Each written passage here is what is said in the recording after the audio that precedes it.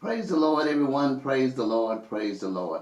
Amen. I want to thank each of you for joining with me for Monday's Daily Bible Study, coming from Charlene's Outreach Ministries. We have a great and wonderful lesson for today. True faith seen in action. True faith seen in action.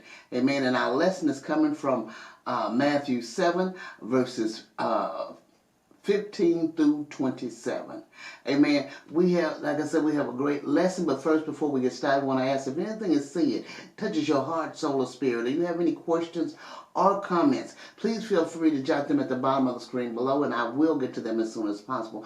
Also, if you would, subscribe to our channel, to my channel, and join with us as we gather together to study and meditate on the word of the Lord. Amen. We have a powerful lesson, but before we get started, let's have prayer, and then we're going to move right into our lesson. Dear God in heaven, we thank you, Father. We thank you for all the many blessings that you bestow upon us. We thank you for watching over us, leading us, guiding us in your true path of righteousness, Father. Lord, we thank you for making a way out of no way, Father. Lord, we thank you for touching us and guiding us and strengthening us in the mighty name of Jesus. We thank you, Father, that you are wonderful and that you are our counselor. We thank you, Father, that you are God Almighty, and beside you there is none other. We thank you, Father, that you are our everlasting Father and our Prince of Peace. Lord, we give you honor, glory, and praise, Heavenly Father. Lord, we come to you today thanking you, Father, that as we study your word, that you will open our eyes that we see, our ears that we hear, and you'll give us wisdom, knowledge, and understanding from on high as we study and meditate on the word of the Lord. Praise his holy name. Amen, amen. All right, we're going to get ready to move right into our lesson. True faith seen in action, coming from Matthew 7, verses 15 to 27. Amen. And the scripture lesson text reads, starting with verse 15, "Beware of false prophets who come to you in sheep's clothing, but inwardly are ravenous wolves." Amen. As we see, wherever the stern demands of true discipleship are taught, there are false prophets who advocate the wide gate and easy way. They water down the truth until, as C.H. Spurgeon said, there is not enough left to make soup for a sick grasshopper. These men who profess to be speaking for God come in sheep's clothing, giving the appearance of being true believers, but inwardly they are ravenous wolves. Amen. They are vicious unbelievers who prey on the immature, the unstable, and the gullible. Amen. As we move on into our lesson, verse 16 says, 16 and 17 says, "You will recognize them by their fruits. And are grapes gathered from thorn bushes, or figs from thistles? So every healthy tree bears good fruit, but the diseased tree bears bad fruit." Verse 18 says, "A healthy tree cannot bear bad fruit, nor can a diseased tree bear good fruit." Amen. As we see, we deal with the detection of the false prophets. You will know them by their fruits. Amen. Their lasciviousness, lives, and destructive teachings betray them. A tree or plant produces fruit according to its character. Thorn bushes cannot bear grapes, and thistles do not bear figs. A good tree bears good fruit, and a bad tree bears bad fruit. This principle is true in the natural world and in the spiritual world. The life and teaching of those who claim to speak for God should be tested by the word of God. If they do not speak according to his word, It is because there is no light in them. Isaiah 8:20. Amen. Verses 19 and 20 says, every tree that does not bear good fruit is cut down and thrown into the fire. Thus you will recognize them by their fruits. As we see, the destiny of false prophets is to be thrown into the fire. The doom of false prophets, false teachers and prophets is swift destruction.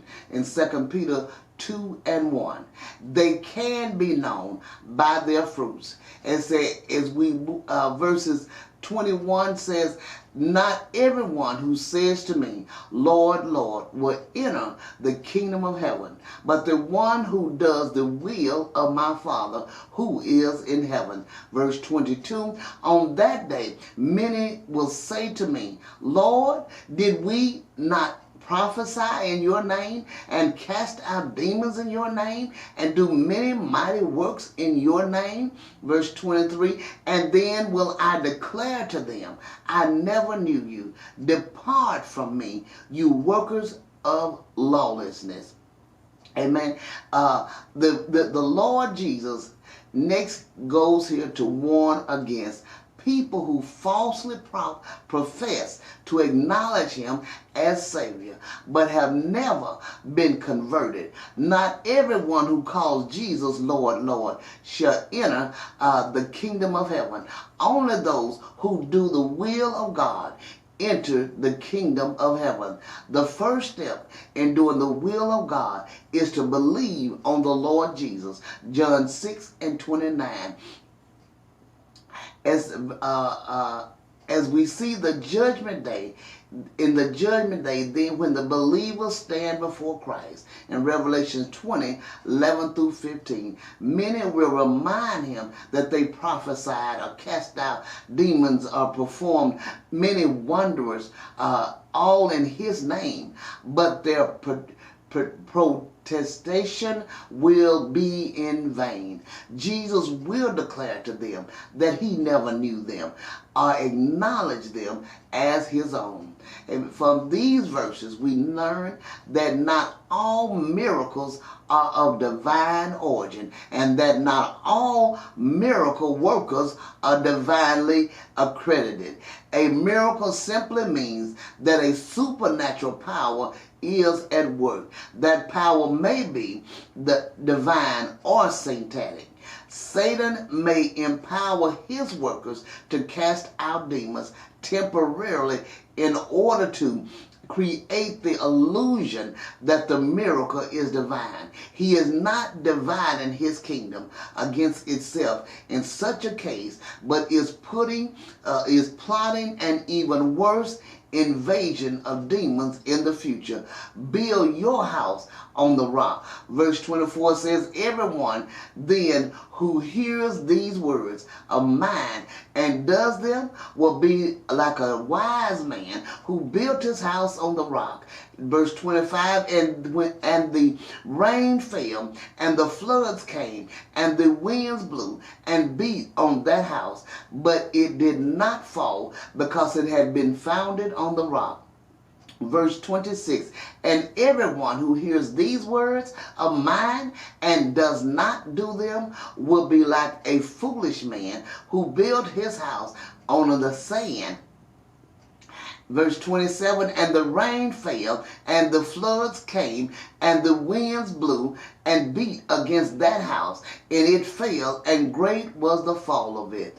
And said, as we see, Jesus closes his sermon with a parable that drives home the importance of obedience. It is not enough to hear these sayings. We must put them into practice. The disciples who hears and does Jesus' commands is like a wise man who built his house on the rock. His house, life, has a solid foundation, and when it is battered by rain and winds, it will not fall. It said the person who hears Jesus' sayings and does not do them is like a foolish man who built his house on the sand. This man will not be able to stand against the storms of adversity. When the rain descended and the winds blew, the house fell because it had no solid base. If a person lives according to the principles of the Sermon on the Mount, the world calls him a fool. Jesus called him a wise man. The world considers a wise man to be someone who lives by sight, who lives for the present, and who lives for self. Jesus calls such a person a fool. It is legitimate to use the wise and foolish builders to illustrate the gospel. The wise man puts his full confidence in the rock, Christ Jesus, as the Lord and Savior. The foolish man refuses to repent and reject Jesus as the only hope of salvation. But the interpretation of the parable actually carries us beyond salvation to its practical outworking in the Christian life. Amen. This is a great and powerful lesson. I pray you meditate on this wonderful lesson and have a great and powerful day. Amen. Each of you be blessed in the name of the Lord. God bless you.